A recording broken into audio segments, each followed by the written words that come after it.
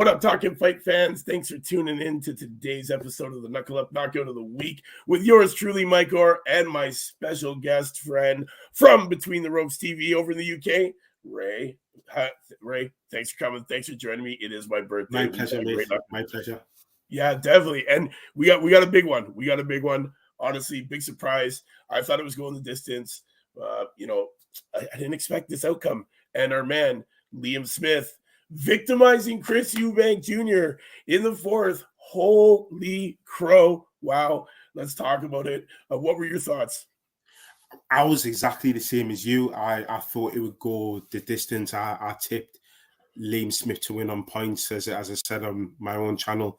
But when the fight unfolded, I was surprised. Even at the start, Liam Smith was winning the first two rounds. Chris Eubank got into it. But the way the fourth unfolded, Liam Smith, he basically saw an opportunity and he jumped on it. And the interesting thing about it was Liam Smith said in the build-up to the fight, in relation to Chris Eubank's fight against Liam Williams, if I hurt somebody and dropped them down 4 times, they're not going to see the final bell. And he was true to his word.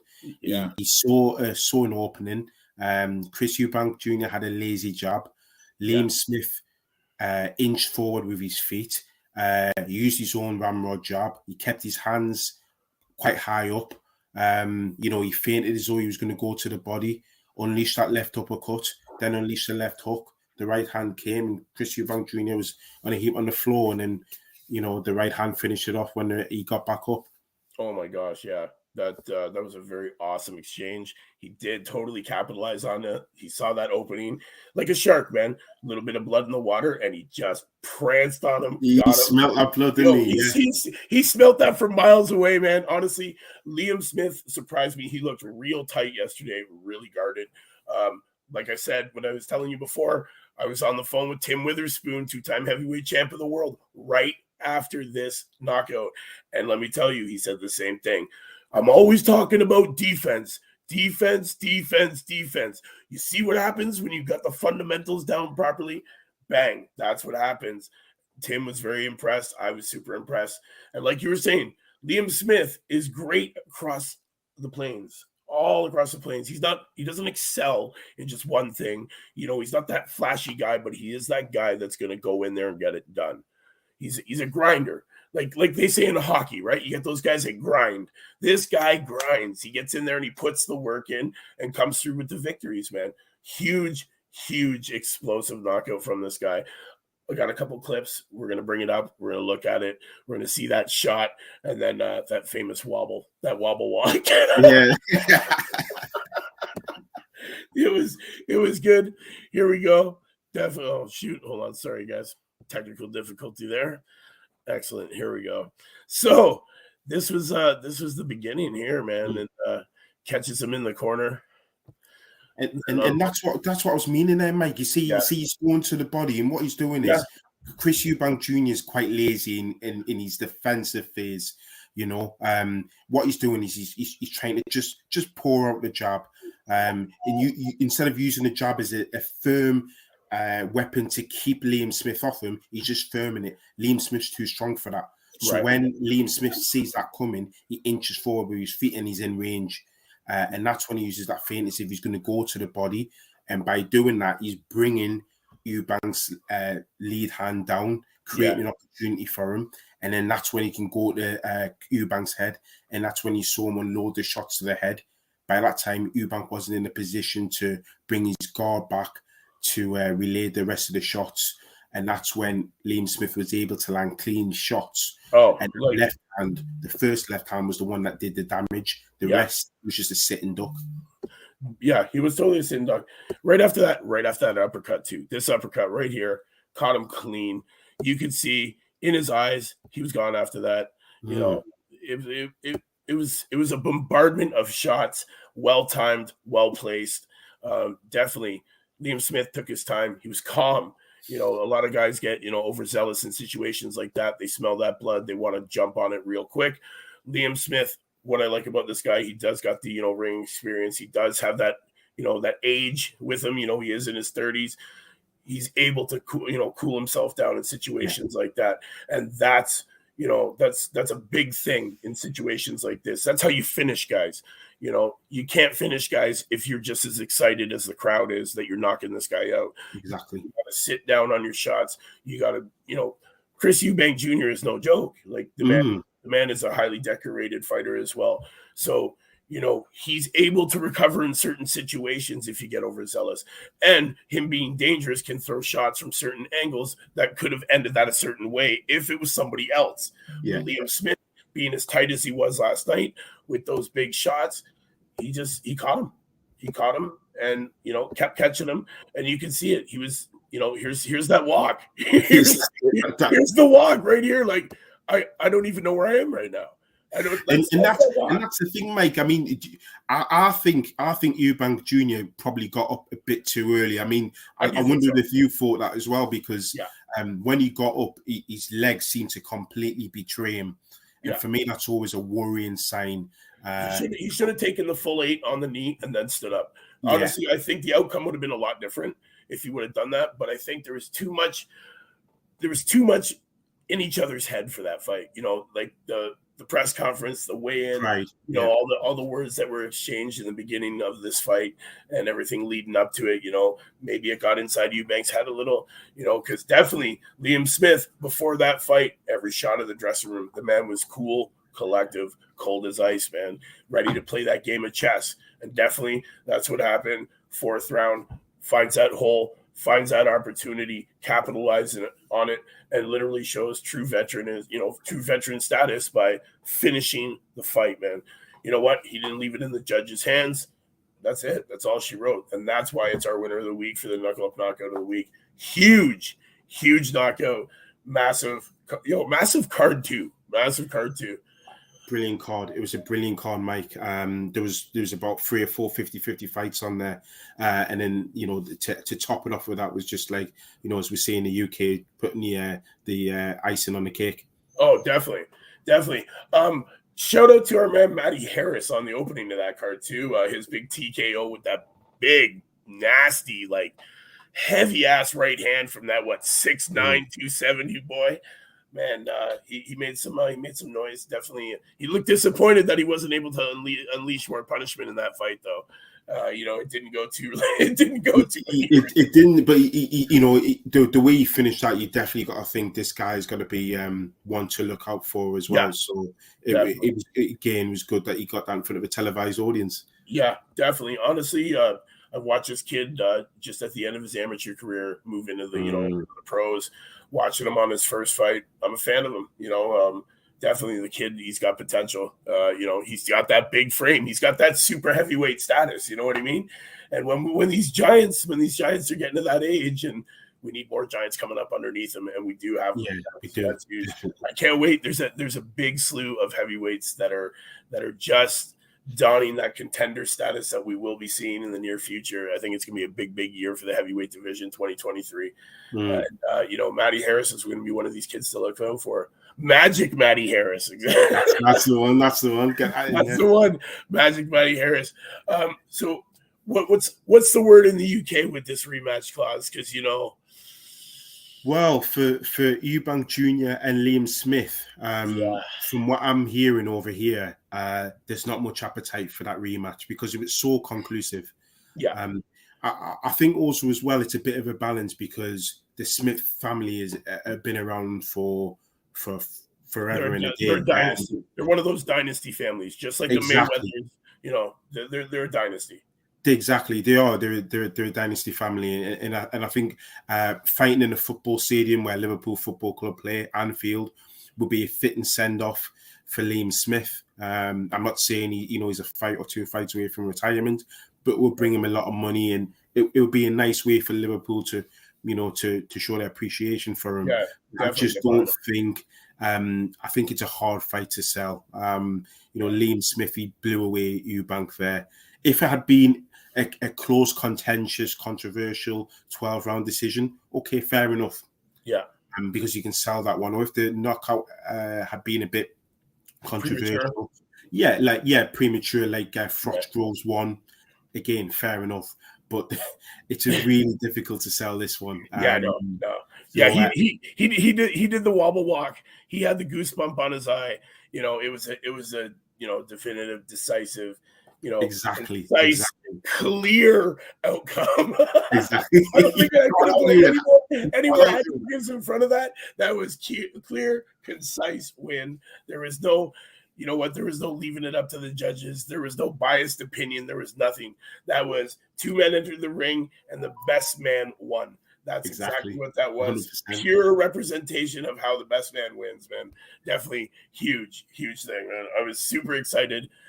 Had me off my chair, man. Had me off my chair. Literally, I expected the grinder to show up, that guy that gets in there, grinds it out round after round, the chin of granite and just, going to that body just like how he does, man, punishing. But then for 12 rounds, because Liam Smith has also got a good chin as well as what Eubank has. So that's why another reason why I was thinking, I mean, neither guys are really known to be punchers. Right. Both of them have got good chins. They both take body shots well. So you would understand why, people were saying this is going to go to points, and people like me and yourself who watch a lot of boxing, know a lot about boxing, would automatically think it's going to go to points. But I was so surprised. But this is why it was such a good fight. Two relatively well matched boxers with very good. When you look at the resumes and who they fought, I mean, Eubank against Groves, the Gale. We know Liam Smith's been in there with Canelo, Jaime Munguia, people with good status and reputation in the game. So it was a good matchup, really good matchmaking. Definitely. Who was the matchmaker for that event? It was one of Ben Shalom's guys. From Boxer. Yeah. Honestly, I've been super impressed with Shalom and his cards lately. He's definitely not afraid to put the guys together. Put them in the ring and get these guys to settle their differences. What's the word over there about boxer in the UK? Like, how are they doing? Like, hey, that's a very good question, because as you're well aware, Mike, Eddie Hearn used to be on Sky, which is the platform that Ben Shalom and Boxer are on. So he had big shoes to fill, and there was a lot of expectation. But slowly but surely, he was winning people around. Don't get me wrong, the technical side, and what I mean by that is the production. Sometimes production value might be a little lower. Definitely.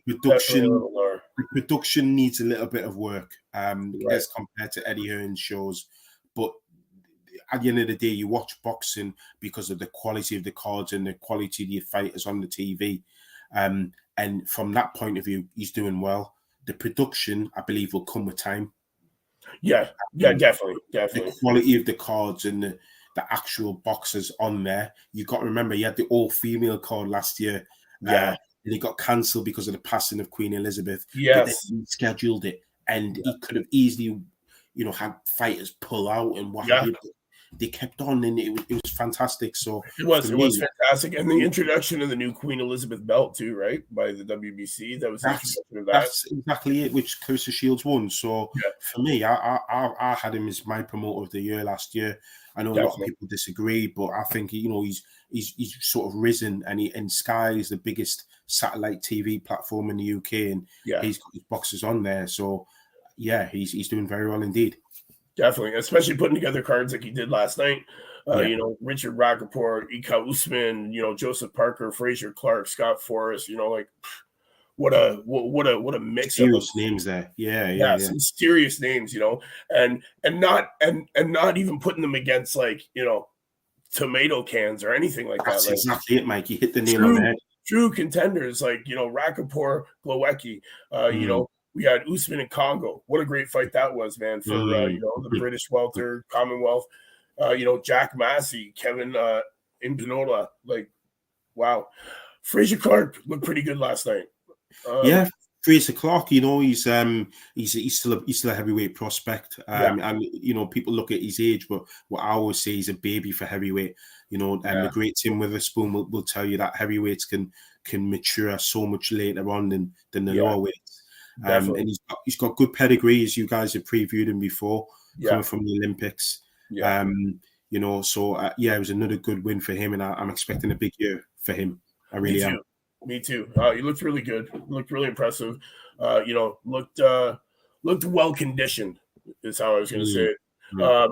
Honestly, I like the way he was very calm in there. He didn't didn't look like a newbie, like a greenhorn. He's starting to come into his own.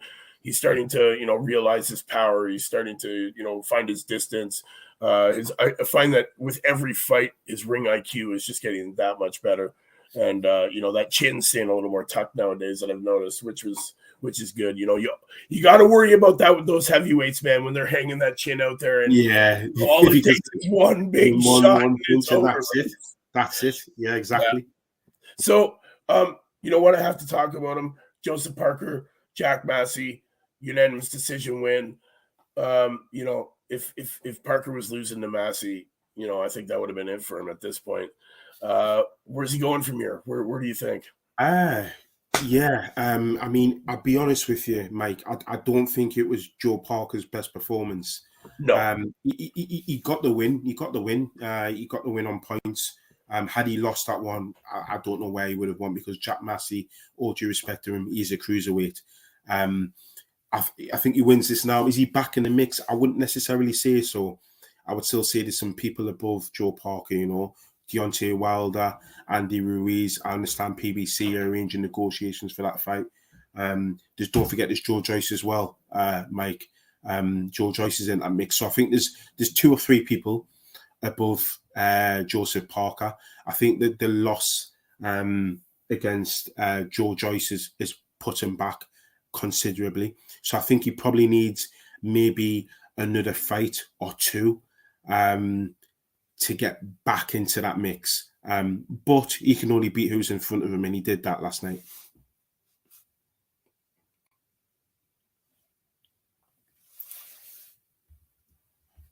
A couple warm-up fights before he gets back in there. It'd be great to see.